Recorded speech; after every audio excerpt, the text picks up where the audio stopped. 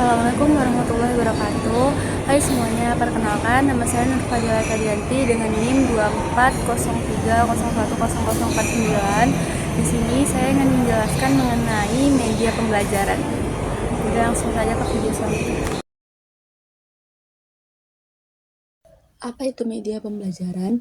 Media pembelajaran adalah media yang mencakup semua alat yang dapat digunakan untuk menyampaikan pesan serta informasi dari pengajar kepada peserta didik agar proses belajar itu menjadi lebih lancar, menarik, dan berarti.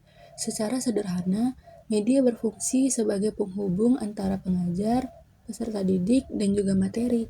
Tanpa adanya media, seringkali informasi itu sulit disampaikan dengan efektif.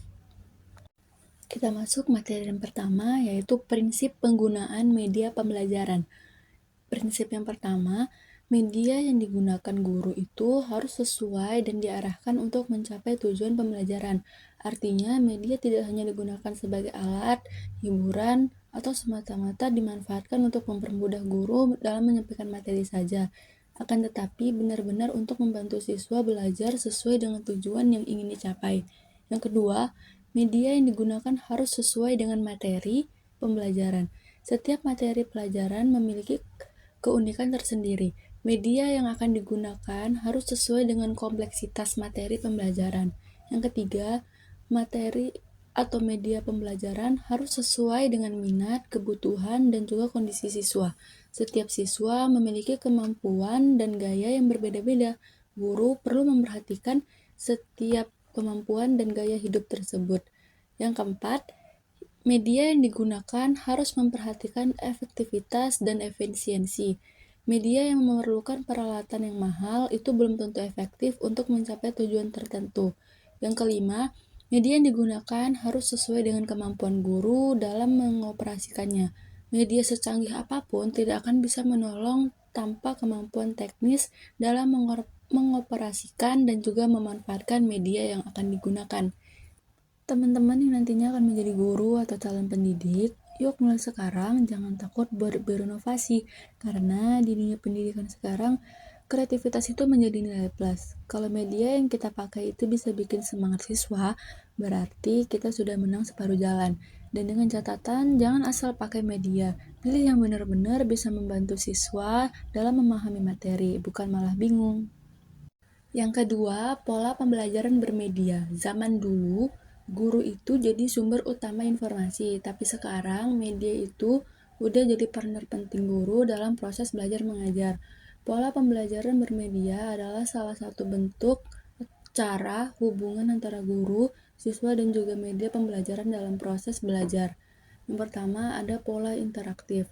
Siswa berinteraksi langsung sama media, misalnya lewat kuis online, video pembelajaran interaktif, atau simulasi digital. Yang kedua, pola kolaboratif. Jadi, guru dan siswa itu sama-sama aktif pakai media buat saling tukar ide dalam pembelajaran. Yang ketiga, pola mandiri. Siswa belajar secara mandiri. Ini cocok buat siswa yang suka belajar sendiri, misalnya lewat video YouTube, podcast, atau e-modul. Jadi belajar itu nggak harus duduk diam sambil dengerin guru terus ngomong. Yuk ubah cara belajar kita jadi lebih efektif dan kreatif lewat media.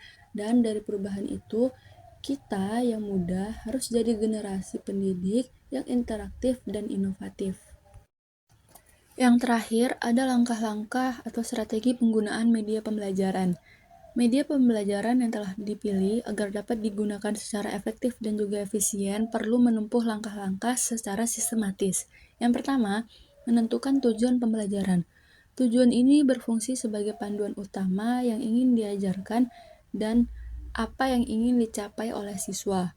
Yang kedua, menganalisis karakteristik siswa. Setiap siswa memiliki cara belajar yang unik, oleh karena itu media yang dipilih harus sesuai dengan cara belajar dan tingkat kemampuan mereka. Yang ketiga, memilih media yang sesuai.